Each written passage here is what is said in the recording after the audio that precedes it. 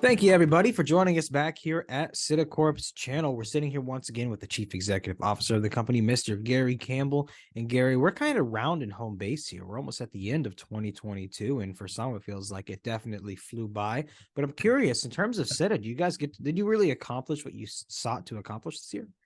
Well, the year, of course, did fly by. It was a good year because we got back out from under the restrictions, and COVID wasn't affecting everything we're doing. So really, we started the year looking at our two technologies. So we had the IGAN Incident Global Area Network that we deployed, and then we had the Super codec, which we deployed in really let's call it a beta version that we'd use. So we had both of them going. We knew that we would have to concentrate primarily on one and figure out something else with the other. So what we decided is we would take the IGAN 1.0 technology, which had been introduced in the market. We had a lot of law enforcement organizations were using it. Primarily, what it did is it gave them the opportunity to provide many cameras going into one system and then disseminate that information among multiple parties. So a big game changer. Part of that is their abilities to use multiple drones when they're clearing buildings, et cetera, et cetera. So we were really, really good at all of that. But we felt that we were really not giving them what they really needed, because we were allowing them to share all of that information, but a lot of them were still using WhatsApp and various text messaging things. They were sending, they were doing FaceTime with each other to explain what was going on. So a very complicated environment. Yeah. And that was the big part of what we wanted to do with IGAN, is develop that whole comms/incident command capability. And that is what we started working on. To do that, of course, we had to program a whole new set of software, and we had to engage really specialized developers. These aren't the kind of developers you go to, who could produce this widget, that widget. We're dealing with a lot of very sensitive information when you're talking police information. So we had known a group of developers. They come out of the government military space, and we engaged them to work on this, and then they've been heads down on the project all year. And the development of the vision of where we're going really comes from Michael Collins' background as a first responder and the experience he had and the problems they have communicating with each other. So we added multiple different types of comms package to the IGAN, and then we really started going an awful lot further. So, the IGAN, literally, you can use it exactly the same way we're using Zoom right now. You can communicate with anybody in your team. You can break it down, except you have control. You're the controller of who's going to be there. So all of these capabilities started rolling up, and really over the last 3 months, we've started putting IGAN 2.0s out in the field with sales to various police departments, sheriffs, and again, some commercial enterprises that we had as clients before. So again, a light introduction of the product. Part of what we do when we're working, let's say, with Dallas Police Department, we use them as the test bed for all of the capabilities, and literally will reprogram to create things that they come up with or change things that they need us to change. So we get a really field tested product at the end of the exercise, and we're very excited. Mm-hmm. And, we're excited to have partners like that. Good. Yeah, it definitely sounds like you've made a lot of progress of both. You have these things, and it turns into a game of like, okay, so what's going to come next? We want this to evolve into fulfilling the product, fulfilling the need of the people who will be buying the product. And it sounds like you got some good boots on the ground testing going on there. So then talk to me about the other side of things. Well, the one of the things to say about the way we develop, a lot of people will spend a lot of time testing, and come up with a concerted development plan. But the way we work is, we create really on the fly, and our developers are some of the best in the world at doing that. And again, with their government military background, we end up getting the best of the best encryption when we talk about things like that. So it's always important to have a group that can add those type of things that also support your program and what it's doing. So just talking about them from that point of view. So we're extremely excited with 2.0. Part and parcel of that is, that's definitely market ready, going into the market, being sold as we're speaking right now. Mhm. We're developing the mechanism for how we distribute it in the market. And, that's a little bit of a new experience for us, because we're going to have a national sales program next year.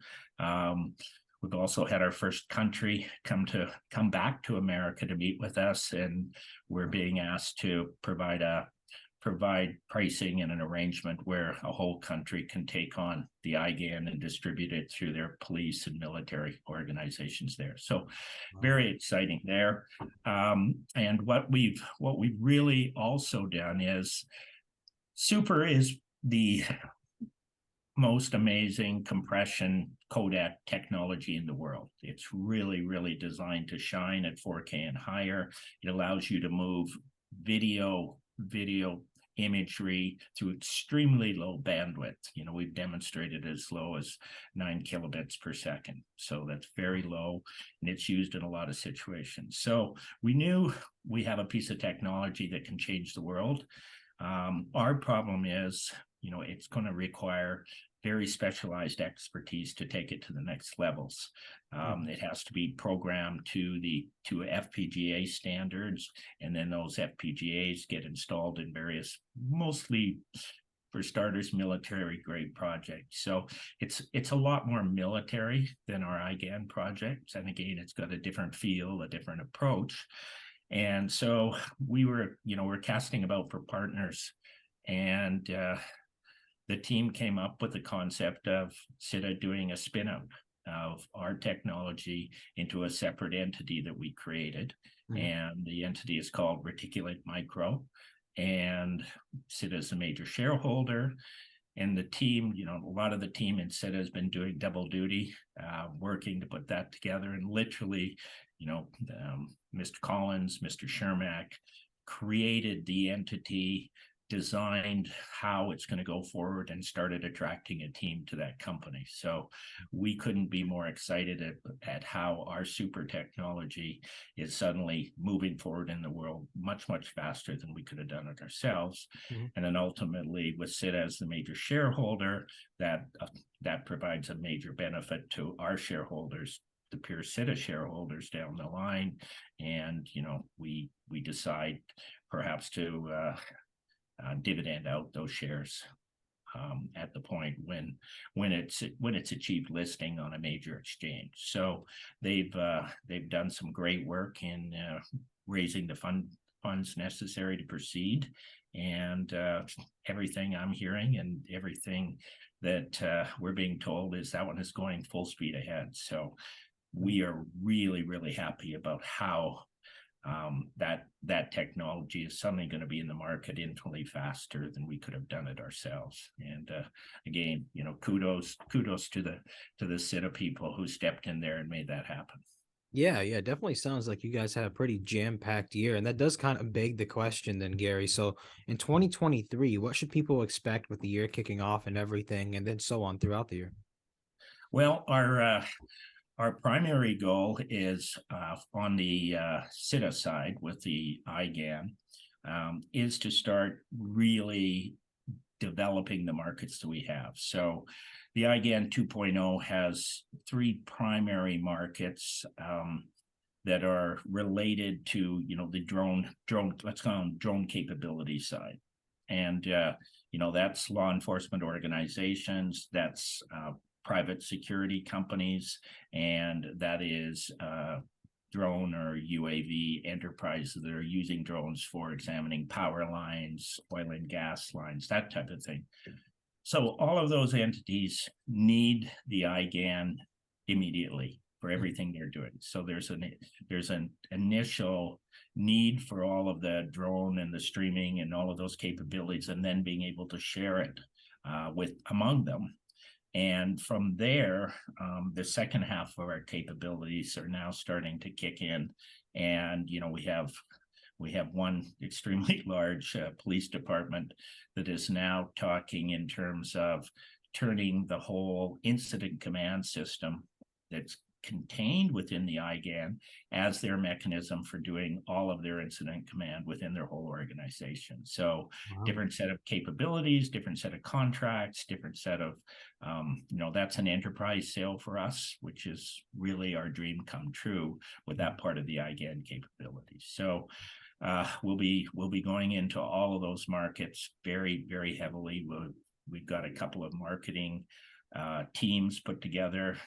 They'll be doing sales and marketing. Some of them are law enforcement related. Others are just very good at what they're doing. So those teams will start developing their markets in January throughout the rest of the year. And then concurrently with that, we developed at request an SOS system for schools for one of our sheriffs. And we've deployed that system into the schools in a demonstration version for them. So we've been doing that. And once we started talking about that, we suddenly got national attention. We have so many groups that are saying, well, in the very simple instance where the school, really doesn't do anything, they just register with the sheriff, very low cost basis. Suddenly, teachers and administrators in a school all can have instant communication with their sheriff or police department, and they'll know where their alerts are coming from, and that's video and audio instantly between the parties. So at the very simplest, there's going to be a whole channel of communication coming from people within that school. If there's something going wrong, there's a shooter, they don't have to call 911 and wait or do anything like that. They can instantly alert the sheriff who has the IGAN, and he can have basically eyes on the ground instantly. So we're excited with that project. And then from there, while that's very, very easy for us to do because it's just a simple app on the phone and or a QR code on the wall. So that's all part of what we have right now. But when we started talking about that with multiple counties in Texas where the sheriffs were very interested in the IGAN, as they reached out to their school systems, the school systems wanted to have their own IGAN software within the school. So that will allow the school to have all of their students reporting up to their IGAN. Basically, they'll have a mechanism in their phone or with a QR code, literally to go there, and it'll be various channels within that. And the channels will tell them, okay, that's this part of the school, that's this kid or that kid is telling us this. So again, an internal reporting mechanism within the school, very much like the school is reporting to the sheriff at a smaller level. And then, of course, once it gets to the school IGAN, then it flows directly across to the sheriff if the threat levels are reached. And the other part of that is we've been asked to allow the parents of those students to also be part of the IGAN network in terms of having their children and themselves registered on their network, so they can add all of those capabilities when their students are out of school or they're traveling or they're doing things. So we're just simply making sure we have all of those levels properly organized now before we introduce that. So that'll be introduced to the market in January. We may have it finished sooner. Depends whether the developers want to work over Christmas. Fair enough. I would reckon not, but we will keep everybody updated on that as more things come along the wire. But Gary, it sounds like you guys have a jam-packed 2023 to me. Yeah, we're really hitting the ground running. We're talking to several call them investment bankers and funding sources, because our technology is mature, because we've been selling it, because we have some serious upside to what we're doing. There are a lot of people interested in providing us our next round of funds, and what we're going to do is going to at least require a new round of funding to handle a national marketing program, national sales programs, and to a certain extent, start going international with the product. Wonderful. Yeah. Again, sounds like there's a lot of exciting things coming, and we hope everybody follows us along for the journey and let us know your thoughts in there, or let us know other potential use cases. As we discussed previously, I mean, the world is our oyster when it comes to this kind of technology, Gary, and I'm curious to see where else this could be deployed. But thank you everybody for watching, and thank you so much for your time today, Gary. Anything else you want to add before we go today? Yes, I'll be codifying really what I said to you into a report.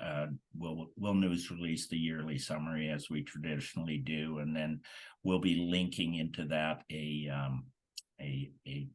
product deck that outlines all of the capabilities I talked about. So if anybody's interested, and take a look at the news release and click down and take a look through the deck, it'll give them a lot more information. And again, if they're interested, or honestly, if they have a place that we can put our product in or sell it to, we're all ears on this. Or even thoughts about markets we're not dealing with yet.